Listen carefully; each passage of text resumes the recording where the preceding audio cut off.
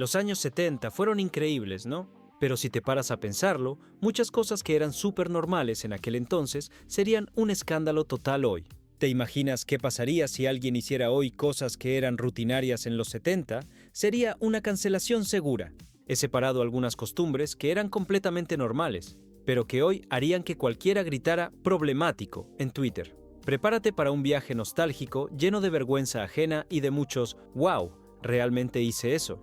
Estoy seguro de que te puedes identificar con al menos la mitad de estas situaciones, así que relájate, toma tus palomitas y recordemos juntos aquella época en la que todo era más sencillo, o al menos así lo creíamos.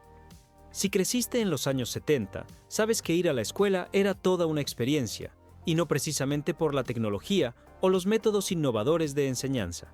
En aquella época, la autoridad del maestro era incuestionable, y su caja de herramientas para mantener el orden incluía métodos que hoy serían impensables. La regla en los dedos, un clásico. Si no hacías bien la tarea o te distraías, era común recibir un golpe seco en las manos con una regla de madera. El sonido era casi más temido que el golpe en sí. La tiza voladora, desatento en clase, platicando con el de al lado, bastaba con que el profesor tuviera buena puntería y lanzara un trozo de tiza directamente a tu cabeza o al pupitre como advertencia. El jalón de orejas. A veces era discreto y otras veces te levantaban literalmente de la silla sujetándote de la oreja. Un correctivo rápido que dejaba orejas rojas por horas. En ese entonces se creía firmemente en la disciplina férrea como pilar de la formación. Los padres no se quejaban, de hecho, muchos respaldaban a los maestros diciendo, algo habrás hecho. Era una era donde el respeto a la autoridad era absoluto y nadie hablaba de trauma infantil o derechos del niño. Hoy estos métodos serían objeto de denuncias inmediatas por maltrato infantil o acoso escolar. La educación ha cambiado, enfocándose en el respeto mutuo, el diálogo y métodos más empáticos. ¿Crees que aquellos métodos forjaban el carácter o solo nos dejaban más callados? Publicidad dirigida a niños sin regulación.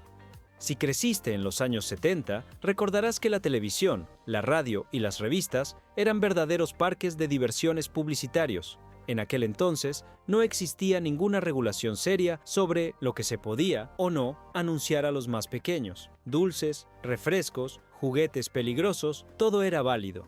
La preocupación por la alimentación infantil, la seguridad de los juguetes o el impacto de la publicidad en los menores simplemente no existía. Se confiaba en la industria y de alguna manera era responsabilidad de los padres poner límites, aunque, seamos honestos, pocos lo hacían. Hoy esos anuncios serían inmediatamente sancionados. Existen normas estrictas que regulan la publicidad dirigida a menores, limitando los productos que se pueden promocionar y cómo se hace. Cuéntanos ese comercial inolvidable que te marcó. Ir a comprar cigarrillos para los adultos. Hacer mandados era un rito de paso para muchos niños. Y entre todos los recados, uno era tan cotidiano como peculiar. Ir a comprar cigarrillos para los adultos. Así, sin drama ni sobresaltos. No existía ley alguna que prohibiera vender tabaco a menores de edad. La palabra de un niño era suficiente. De hecho, si dudabas, bastaba con decir «son para mi papá» y asunto resuelto. Para muchos niños, hacer ese mandado era una prueba de confianza. Te sentías importante, adulto en miniatura, y a veces hasta te daban las vueltas para que te compraras un chicle o una paleta como premio extra. El cigarro no tenía el estigma que hoy lleva, era parte de la cultura cotidiana y los riesgos para la salud aún no eran un tema masivo de conversación. Los niños hacían estos recados porque era parte de crecer, de asumir responsabilidades pequeñas. Hoy sería escandaloso. Las leyes prohíben la venta de tabaco a menores. Los controles son estrictos y cualquier adulto que mandara a un niño a comprar cigarrillos enfrentaría sanciones graves. La conciencia sobre los riesgos del tabaquismo ha cambiado radicalmente. Ver corridas de toros en la televisión. Encender la televisión un domingo por la tarde podía significar una sola cosa: corrida de toros en directo. Era un espectáculo popular que reunía a toda la familia frente al televisor, como quien se sienta hoy a ver un partido de fútbol o un reality show. La tauromaquia era vista por muchos como una manifestación artística y de valentía, profundamente enraizada en las costumbres y el folclore. Los toreros eran celebridades, admirados como grandes figuras nacionales. En ese entonces, no existía un gran debate público sobre los derechos de los animales o la ética de la tauromaquia. La crítica era marginal y la mayoría de la sociedad veía las corridas como una tradición respetada y admirada. La televisión reflejaba las tradiciones y los valores culturales predominantes. Las corridas de toros eran parte del patrimonio popular y nadie se planteaba que su difusión pudiera ser problemática o controvertida. Hoy, la transmisión de corridas de toros ha disminuido drásticamente. En muchos lugares está restringida o directamente prohibida en televisión abierta. El cambio en la conciencia social hacia los derechos de los animales ha transformado completamente la percepción de este espectáculo. Usar polvos de talco en los bebés. Era un aroma casi obligatorio en cualquier casa donde hubiera niños pequeños. Usar talco en los bebés era una práctica tan extendida que parecía casi un acto de amor, aunque hoy sabemos que no era tan inofensivo. El talco prometía mantener la piel seca, evitar rosaduras y dejar ese olor fresco y limpio que todos relacionaban con la pureza infantil. No era raro que los anuncios mostraran bebés sonrientes cubiertos de una ligera capa de polvo blanco. No existía mucha conciencia sobre la cantidad. Mientras más talco, mejor. Las manos, los pies, el cuello, los pliegues, cualquier rincón era bueno para asegurar que el bebé no sudara o no se irritara. En aquella época, la creencia era que el talco protegía la piel y evitaba irritaciones. No había información suficiente sobre los riesgos potenciales, y las campañas publicitarias lo presentaban como indispensable para el cuidado diario. Hoy, muchos médicos desaconsejan el uso de polvos de talco, especialmente en bebés, debido a estudios que han vinculado la inhalación prolongada con problemas respiratorios y otros riesgos de salud. Las alternativas modernas prefieren cremas o lociones más seguras y formuladas especialmente para pieles sensibles. ¿Recuerdas ese olor característico a talco flotando en toda la habitación? Juguetes metálicos o de madera sin regulaciones. Los juguetes de entonces eran auténticos tanques. Hechos de metal sólido, madera pesada o plásticos duros, eran resistentes a todo, pero la seguridad no era precisamente su fuerte. Un camión de bomberos de metal, por ejemplo, podía pesar tanto como una caja de herramientas. Si caía en un pie o golpeaba en un descuido, las lágrimas estaban aseguradas. En esa época se valoraba más la durabilidad y el hecho de que un juguete pasara de generación en generación. La cultura de la seguridad extrema aún no existía, y los golpes y heridas eran vistos como cosas de niños. Hoy sería impensable vender juguetes sin pasar por estrictas regulaciones de seguridad, bordes redondeados, materiales no tóxicos, sellos de calidad. El bienestar infantil es prioridad absoluta. Tolerancia total a los anuncios sexistas. La época estaba llena de estereotipos de género y de mensajes que, vistos hoy, serían directamente un escándalo.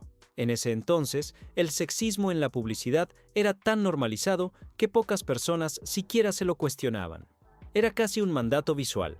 En los anuncios de electrodomésticos, alimentos o productos de limpieza, la mujer aparecía feliz y sumisa, siempre en un entorno doméstico, sonriendo orgullosa con su nueva lavadora, su detergente milagroso o su aspiradora ultrapotente. Por otro lado, los hombres aparecían como los fuertes, los líderes, los decisores. Anuncios de coches, relojes, ropa elegante o incluso alcohol siempre mostraban al hombre como símbolo de éxito, inteligencia y poder. La sociedad reflejada en los anuncios era un espejo de los valores de la época. Las campañas publicitarias simplemente replicaban lo que se consideraba el orden natural, roles de género muy marcados y pocas oportunidades de cuestionamiento. Hoy, ese tipo de anuncios serían objeto de críticas instantáneas, boicots y escándalos en redes sociales. La publicidad moderna está cada vez más atenta a la representación igualitaria y al respeto por la diversidad de géneros y roles. ¿Recuerdas haber visto alguno de esos anuncios?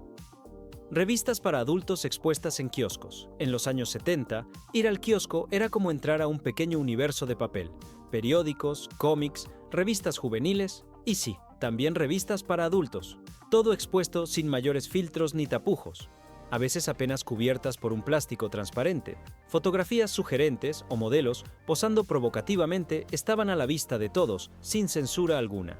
No existía legislación que exigiera ocultar este tipo de contenido ni obligaba a los vendedores a preguntar la edad de quien las compraba. La responsabilidad, si acaso, era vista como un asunto de educación familiar. La cultura de la época era mucho más permisiva en cuanto a la exhibición de este tipo de material. La noción de proteger a los menores de ciertos contenidos visuales aún no estaba instalada de forma fuerte ni en las leyes ni en la conciencia pública. Hoy sería impensable encontrar revistas para adultos tan fácilmente accesibles. Existen normativas que exigen empaques opacos, lugares discretos y restricciones de venta por edad. La protección de la infancia frente a contenidos explícitos es una prioridad social. Los años 70 fueron una época dorada para muchos, pero también un espejo de cuánto hemos cambiado. Lo que ayer era costumbre, hoy sería impensable. ¿Eso significa que todo era malo? No. Significa que vivimos en un mundo en constante evolución, y eso, aunque a veces cueste, es bueno. Porque aprender a cuestionar, mejorar y proteger lo que antes se ignoraba es crecer. ¿Te gustaría seguir reviviendo más momentos así? ¿Cuáles son esas cosas de los años 70 que ya no haces, pero que marcaron tu vida para siempre?